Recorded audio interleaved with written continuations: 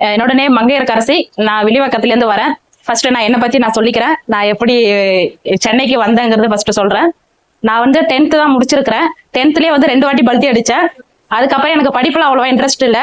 எங்கள் அக்கா வந்து நர்சிங் படி அப்படின்னு சொன்னாங்க. எனக்கு கொஞ்சம் பயம் இருந்துச்சு, ஏன்னா இங்கிலீஷ் நாலேஜ் அவ்வளோவா கிடையாது. நான் முடியாதுன்னு சொல்லிட்டேன். நிறைய வாட்டி அவ என்கிட்ட பேசி நீ படி, உன்னால முடியும் அப்படின்னு சொல்லி நர்சிங் கொண்டு போய் சேர்த்தாங்க. அப்புறம் ஃப்ரெண்ட்ஸுங்களோட போனேன், ஜாலியாக இருந்துச்சு, படித்தேன். அதுக்கப்புறம் பக்கத்துலேயே ஒரு ஹாஸ்பிட்டலுக்கு வேலைக்கு போனேன். நான் வந்து ரொம்ப பயந்த சுபாவம், எல்லாத்துக்குமே பயப்படுவேன். யாராவது அதட்டி பேசினா கொஞ்சம் பயப்படுவேன். வெளி உலகனாலே எனக்கு அவ்வளோவா தெரியாது. இந்த நர்சிங் படிக்கும் போது தான் நான் சிட்டிக்கே போனேன். கிராமத்துக்குள்ளேயே தான் இருந்தேன். அந்த மாதிரி ஒரு வாழ்க்கையை தான் நான் வாழ்ந்துகிட்டு இருந்தேன். அதுக்கப்புறம் நர்சிங் படிச்சு முடிச்சுட்டு பக்கத்துலேயே எங்க ஊருக்கு பக்கத்துலேயே ஒரு ஹாஸ்பிட்டல் இருக்கு, அங்கே ஒர்க் பண்ணிட்டு இருந்தேன். அங்கேயுமே ஹாஸ்பிட்டல் பயப்படுவோம். ஒரு எமர்ஜென்சி பேஷண்ட் வந்தா கூட நான் பயந்துக்கிட்டு என்ட்ரன்ஸ்ல தான் ஓபியில தான் நிற்பேன். பயந்துக்கிட்டு நான் உள்ள போயிடுவேன். சீனியர் ஸ்டாஃப் தான் கூப்பிட்டு முன்னாடி நிக்க வைப்பேன். அவ்வளோ ஒரு பயம். அதுக்கப்புறம் எனக்கு துணிச்சல் எப்படி வந்துச்சுன்னா, இந்த அளவுக்கு இவ்வளவு துணிச்சலா நான் பேசுறேன்னா, ஒரு எம்எஸ் பக்கத்துலயே நம்ம நிக்கிறோம் அப்படிங்கிற நானே வந்து என்னை உயர்த்திக்கிட்டதுக்கு அப்புறம் அங்க ஒர்க் பண்ணிக்கிட்டு இருந்தா சேலரி கம்மியா இருந்துச்சு. சரி, ஃப்ரெண்ட்ஸ் வந்து அங்க இருந்து என் கூட ஒர்க் பண்ண ஃப்ரெண்டு வந்து சென்னை வந்தாங்க, ஹோம் கேருக்கு தான் வந்தாங்க. என்னை கூப்பிட்டாங்க. நான் யோசிச்சேன். அப்ப வீட்டுல கேட்டேன். அப்பாலாம் வந்து ஒத்துக்க மாட்டேன்ட்டாங்க. இவ்வளவு தூரம் சிட்டிக்கு போனா அது சரிப்பட்டு வராது அப்படின்னு சொன்னாங்க. இருந்தாலும் சம்பாதிக்கணும் ஒரு ஆசை எனக்குள்ள. சரி போகலான்னு சொல்லி, இன்னொன்னு என்னன்னா, கிராமத்துல இருந்து ஒரு பொண்ணு போனா சிட்டிக்கு போனா தப்பான ஒரு இதுல போயிடுவாங்க, லவ் அந்த மாதிரி போயிடுவாங்க அப்படிங்கிற மாதிரி எங்க அப்பாவுக்கு ஒரு பயம் இருந்துச்சு. அதையுமே என்கிட்ட ஓப்பனா பாட்டி வந்து சொன்னாங்க. அப்பா வந்து வெளியில வந்து பஞ்சாயத்துக்கு போறாங்க, யாரோட பேசிட்டு நிக்கிற அப்படின்னு தெரிஞ்சாலே அது அப்பாவுக்கு அசிங்கமா போயிடும் அப்படின்னு சொல்லிட்டு எனக்கு சென்னைக்கு வரது வந்து தடை போட்டாங்க. எங்க அப்பா கிட்ட நான் பேசினேன். அப்பா உன் பொண்ணு நான் அப்படிலாம் பண்ண மாட்டேன், என்னை நம்பிக்கையா அனுப்பு அப்படின்னு சொல்லி ரொம்ப பிடிவாதம் பண்ணி, எங்க அப்பா அன்னைக்கு என்ன நம்பலன்னா இன்னைக்கு இந்த நிலைமையில வந்து இங்க நான் நின்றுக்க மாட்டேன். அவர் என் மேல கான்பிடன்ட் வச்சாரு. இதுல இன்னொன்னு வந்து எங்க அக்காவையும் நான் சொல்லணும். நிறைய விஷயங்கள் அவ வந்து எனக்கு படிப்பு வந்து சொல்லி கொடுத்துருக்கா. நர்சிங்ல வந்து அவ சொல்லி கொடுத்துருக்கா. இதை நீ பண்ணுன்னு அவ சொன்னதுனாலதான் அந்த நர்சிங் ஃபீல்டுக்கே நான் போனேன். இல்ல இன்னைக்கு ஏதோ ஒரு கிராமத்துல கண்டிப்பா விவசாயத்துலதான் நான் இருந்திருப்பேன். விவசாயத்தை வந்து நான் தப்பா சொல்லல, இருந்தாலும் அந்த ஃபீல்டுல தான் நான் போயிட்டு இருந்திருப்பேன். கண்டிப்பா சென்னை வாழ்க்கைக்கு நான் வந்திருக்க மாட்டேன். அதுக்கப்புறம் ஹோம் கேருக்கு வந்தேன். நல்லா சம்பாதிச்சேன். சேவிங்கிறது எதுவும் கிடையாது.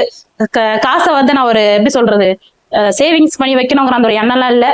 அப்புறம் ஒரு 24 hours ஒரு பேஷண்ட் சைட்ல இருந்து பாக்குற மாதிரி எனக்கு ஒரு டியூட்டி கிடைச்சது. மாசம் 27,000 எனக்கு சம்பளம். அதுக்கப்புறம் ஜிஆர்டில வந்து மாசம் 5,000 ரூபாய் சீட்டு போட்டேன். அப்புறம் ஒரு வருஷம் முடிஞ்சது, சீட்டு முடிஞ்சது. ஊர்ல இருந்து அம்மா அப்பா வர சொல்லி பேஷண்ட் சைட்ல இருந்து ஒரு 1,00,000 ரூபாய் போல பணம் வாங்கினேன். என்னை நம்பி அவங்க கொடுத்தாங்க. பணமே வந்து கணக்கு வழக்குல அவங்க என்கிட்ட, அவங்க பேஷண்ட் அம்மா வந்து பணம் நிறைய வச்சிருப்பாங்க, என்னை நம்பி கொடுப்பாங்க. என் மேல உள்ள நம்பிக்கையில அதுல எல்லாத்துலயுமே எனக்கு ஒரு பெருமையா இருந்துச்சு. ஏன்னா வெளியில இருந்து வரவங்க யாரையும் அவ்வளவு சீக்கிரமா நம்ப மாட்டாங்க. அந்த விஷயத்துல வந்து என்னை நம்பினாங்க. எனக்கு அது இன்னும் நல்லா துணிச்சலா இருந்துச்சு. அவங்க கிட்ட பணம் வாங்கினேன். ஒரு 1,00,000 ரூபாய் வாங்கி அப்ப நான் சம்பாரிச்சு ஃபர்ஸ்ட் நான் வந்து இப்படிலாம் சேவிங்ஸ் பண்ணணுங்கிற ஒரு எண்ணம் எனக்கு கிடையாது. ஆனா நான் எதிர்பாராத ஒரு பண்ணின விஷயம் இன்ன வரைக்குமே நான் யோசிக்கிறேன். அந்த ஜுவல்ஸ் தான் எனக்கு இன்னைக்கு கை கொடுக்குது. நான் சம்பாரிச்சு 1.5 வருஷத்துல நான் வந்து ஒரு 4-5 வருஷம் நான் ஹோம் கேர்ல இருந்தேன். எதுவுமே நான் பண்ணல. செலவு பண்ணுவேன், வெளியில ஃப்ரெண்ட்ஸும் கூட வெளியில போவேன், வீட்டுக்கு கூட அவ்வளவு காசு கொடுக்க மாட்டேன். 1.5 வருஷத்துல நான் 8 பவுன் நான் நகை எடுத்தேன். இனிமே அதை நினைச்சு நான் பெருமையா நான் சொல்லுவேன். அந்த அளவுக்கு சேவிங்ஸ்னா என்னன்னு தெரியாம இருந்தேன். அதுக்கப்புறம் மேரேஜ் ஆச்சு, கல்யாணம் ஆகி பாப்பா பிறந்தா. என்னால திருப்பி வேலைக்கு போக முடியல. பாப்பாவை பார்த்துக்கிறதுக்குமே சப்போர்ட் பண்றதுக்குமே எனக்கு ஆள் இல்லை. இப்ப நான் போனேன்னா மாசம் ஒரு 25,000 என்னால சம்பளம் வாங்க முடியும். ஆனா பொம்பளை பிள்ளைய வச்சுட்டு நம்ம எங்க இருந்து போகிறது? சரி வீட்லயே இருந்துட்டு என்ன பண்ணலாம்னு சொல்லிட்டு தான் ஒரு வருஷத்துக்கு முன்னாடியே ஆன்லைன்ல வந்து இந்த வைப்புங்கிற அந்த டைலரிங் கிளாஸ் நான் வந்து பார்த்தேன். நான் ஆல்ரெடி நார்மல் மிஷின் வந்து வாங்கியிருந்தேன். என் மோட்டிவேஷன்லேயே யாரையும் என்ன பண்ணல. நானா ஒவ்வொரு இதுலயும் நானா வந்துதான், என்னை யாரும் மோட்டிவேஷன்ல என்னை யாரும் பண்ணல. இப்ப இந்த டைலரிங் கிளாஸ் கூட என் பொண்ணுக்காக தான் இந்த ஃபீல்டுக்கு நான் வந்தேன். சரி அவளை வச்சுக்கிட்டு வீட்லயே இருந்துட்டு நம்மளால என்ன பண்ண முடியும்? இப்பவுமே வந்து எல்லாருமே சந்தேகத்துலதான் இருந்தாங்க. எனக்கு ஒரு தொழில், இப்போதுமே ஏதாவது ஒரு தொழில் பண்ணணும், அதாவது ஆன்லைன்ல பண்ணணுங்கிற ஒரு எண்ணம் எனக்குள்ள இருந்துகிட்டு இருக்குது.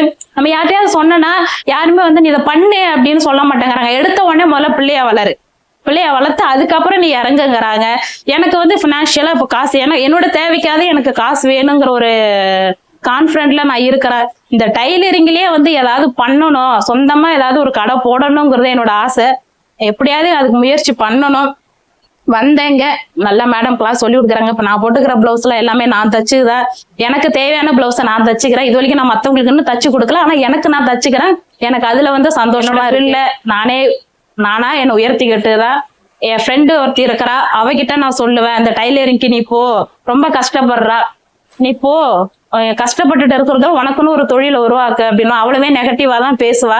அதுக்கப்புறமே திடீர்னு ஒரு நாள் எனக்கு ஃபோன் பண்ணி இந்த மாதிரி நான் கிளாஸ் போறேன் அப்படின்னா, சரி போடி அப்படின்னா, ஒரு 2 நாளுக்கு முன்னாடி வந்து என்கிட்ட சொன்னா, எனக்கு வந்து மோட்டிவேஷன் வந்து நீதான். நீ வந்து என்கிட்ட அந்த அளவுக்கு நீ பேசணும், நல்லா டைலரிங் போ, உன்னால முடியும்னு நீ சொன்னதுனாலதான் இன்னைக்கு இந்த ஃபீல்ட்ல நான் வந்து இருக்கிறேன். இப்போ குட்டி குட்டி நைட்டி நிறைய பாவாடை சட்டெல்லாம் தச்சு எனக்கு போட்டோ அனுப்பிச்சிட்டு இருக்கா. அது எல்லாமே ஒன்னாலதான் அப்படின்னு சொல்றா. எனக்கு பெருமையா இருக்குது. என்ன யாரும் உயர்த்தி பார்க்கல. ஆனா என்னால என் ஃப்ரெண்டு இதுக்கு முன்னாடியும் வந்து அவ்வளவு நர்சிங் தான் முடிச்சிருக்கா. 2 பேரும் ஒரு ஹாஸ்பிட்டல் தான் ஒர்க் பண்றோம். ஆனா அவளுக்கு வந்து இந்த சென்னைங்கிற ஒரு வாழ்க்கையை நான் தான் உருவாக்கி கொடுத்தேன். நான் வந்ததுக்கு அப்புறம் நீ வாடி இந்த ஃபீல்டுக்கு வா, நிறைய பிரச்சனை அவளுக்குள்ள பண பிரச்சனை நிறையவுக்கு இருந்துச்சு, இந்த ஃபீல்டுக்கு நீ வா அப்படின்னு சொல்லி இந்த ஹோம் கேருக்கு வந்தேன். நான் இடத்த வழியை மட்டும்தான் காமிச்சு விட்டேன். அதுக்கான உயரத்தை வந்து அவளாதான் உயர்த்திக்கிட்டேன். இன்னுமே அதை சொல்லி காட்டுவா. இன்னைக்கு இந்த நிலைமையில நான் இருக்கிறேன், நான் நல்லா சம்பாதிக்கிறேன்னா மாசம் 16,000 சம்பளத்துக்கு வந்தா இன்னைக்கு மாசம் 32,000 சம்பளம் வாங்கிட்டு இருக்கிறா. ஒரே இடத்துலதான் இருக்கிறா. அவளும் ஹோம் கேர் தான் பாக்குறேன். அப்பப்போ சொல்லுவா எனக்கு பெருமையா இருக்கும், நம்மளால ஒருத்தவங்க உயர்ந்து வராங்க அப்படிங்கிற போது எனக்கு அது பெருமையா இருந்துச்சு. இனிமே அவகிட்ட நான் சொல்லிக்கிட்டு தான் இருப்பேன், நீ பண்ணுடி நீ பண்ணு. ஆனா நான் ஏதாவது சொன்னேன்னா பாப்பாவை பாரு அப்புறமா பாத்துக்கலாம் அப்படின்னு தான் சொல்லுவா. ஆனா எனக்கு யாரும் மோட்டிவேஷன் கிடையாது. என்னைய பார்த்து அவ வந்து இன்னைக்கு வந்து ஒரு லெவல்ல போய்கிட்டு இருக்கிறா. எனக்கு அது சந்தோஷமா இருக்குது. இன்னொன்னு சொல்லணும்னா, காசு பணம் வாழ்க்கையில முக்கியம்தான். ஆனா வந்து காசு லைஃப் கிடையாது. உதாரணத்துக்கு நான் சொல்லணும்னா என் ஃப்ரெண்டே சொல்லுவேன், பிள்ளைங்கன்னு ஓடனா இன்னைக்கு அவளால ஒரு ரெஸ்ட் கூட எடுக்க முடியல. ஏன்னா அந்த அளவுக்கு பினான்சியலா ப்ராப்ளத்துல இருக்கிறா. என்னால ரெஸ்ட் எடுக்க முடியல, எனக்கு ஒரு மருந்து மாத்திரை கூட வாங்க முடியல. எல்லாத்துக்குமே காசு அவளுக்கு கடன் கட்டணும். ஏன்னா இன்னைக்கு எங்க அப்பா வந்து எங்க விட்டதுனாலதான் இன்னைக்கு இந்த நிலைமையில நான் வந்து இருக்கிறேன். என்னை நம்பினாரு, நீ போமா அப்படின்னு சொல்லி நம்பி என்னை விட்டதுனால இன்னைக்கு இந்த நிலைமையில நான் எங்க அப்பாவுக்கு நன்றி சொல்றேன். இன்னொன்னு வந்து எங்க அக்காவுக்குமே நான் நன்றி சொல்லுவேன். அவளை வந்து இந்த ஃபீல்ட்ல நீ இன்னைக்கு நான் நர்சிங் ஃபீல்ட்ல இருந்து நான் இவ்வளவு சம்பாரிச்சு எனக்காக ஒரு 8 பவுன் நான் இன்னுமே பெருமையா நான் சொல்லிப்பேன். என் வீட்டுக்கார்ட்டே நான் பெருமையா சொல்லுவேன், நான் சம்பாரிச்சு இன்னைக்கு நான் 8 பவுன் நான் எடுத்திருக்கேன்னு பெருமையா சொல்லுவேன். நான் எடுத்தது வந்து 2019 ஒரு பவுன் 26,000 வித்துது. இன்னைக்கு அதோட மதிப்பு பாருங்க. நான் சேவிங்ஸ்ங்கிறத அப்பவே பண்ணிட்டேன். இருந்தாலும் இன்னமும் பண்ணணும்னு என்னோட ஆசை. எனக்கான ஒரு மணிங்கிறது என் கையில இருக்கணுங்கிறத ஆசைப்படுறேன். இந்த காலத்துல யாரையும் நம்ப கூடாது. முடிஞ்ச அளவுக்கு உங்க கையில ஒரு அமௌண்ட் வர மாதிரி நீங்க ஏதாவது உங்களால முடிஞ்ச ஒரு பிசினஸ் நீங்க பண்ணுங்கன்னு தான் நான் சொல்லுவேன். காசுக்கு வந்து இம்பார்ட்டன்ட் கொடுக்காதீங்க. நான் ஏன் சொல்றேன்னா, உங்க உடம்ப ஃபர்ஸ்ட் பாருங்க. நிறைய பேர் வந்து பணம் அப்படின்னு சொல்லி ஓடிக்கிட்டே இருக்கிறாங்க. ஒரு ஹாஸ்பிட்டலுக்கு போனா 2,000 செலவாயிடுமா அப்படின்னு பயந்துகிட்டு அந்த ஹாஸ்பிட்டலுக்கு போக மாட்டாங்க. ஆனா அந்த பிரச்சனை வந்து அவங்களுக்கு பெரிய அளவு கொண்டுட்டு போயிடுது. வாழணும்னு நினைக்கும் போது அந்த வாழ்க்கைங்கிறது அவங்க அந்த இடத்துல முடிஞ்சு போயிடுது. இதுக்கு உதாரணம் வந்து என்னோட மாமியார் தான் நான் சொல்லுவேன். ஏன்னா அவங்க வந்து 3 பிள்ளைங்களை ரொம்ப கஷ்டப்பட்டு வளர்த்தாங்க. இன்னைக்கு அவங்க வந்து இல்ல. ஒரு 6 மாசம் ஆகுது அவங்க இறந்து. அவங்களுக்கு வந்து நுரையீரல் வந்து சளி ரொம்ப நுரையீரல் அரிச்சிடுச்சு. அப்ப வந்து உடம்புக்கு முடியாம காலையில வெள்ளனமா 4 மணிக்கெல்லாம் தூங்குனது கிடையாது. நிறைய என்கிட்ட சொல்லுவாங்க, பரவாயில்ல இந்த அளவுக்கு கஷ்டப்பட்டு இருக்காங்க அப்படிங்க. என் வீட்டுக்காரர் இன்னுமே அவங்கள நினைச்சு வருத்தப்பட்டு இருக்கிறாரு. அம்மா இல்லையேங்கிற ஒரு வருத்தம் அவங்களுக்குள்ள இருந்துகிட்டு இருக்கு. அவங்க வந்து சரியான முறையில அவங்க அன்னைக்கு ட்ரீட்மெண்ட் எடுத்திருந்தாங்கன்னா இன்னைக்கு அவங்க எங்களோட இருந்திருப்பாங்க. காசு சேர்த்து வைக்கணும், பிள்ளைங்களுக்காக சேர்த்து வைக்கணும் அப்படின்னு சொல்லி இன்னைக்கு எங்க கூட அவங்க இல்லை.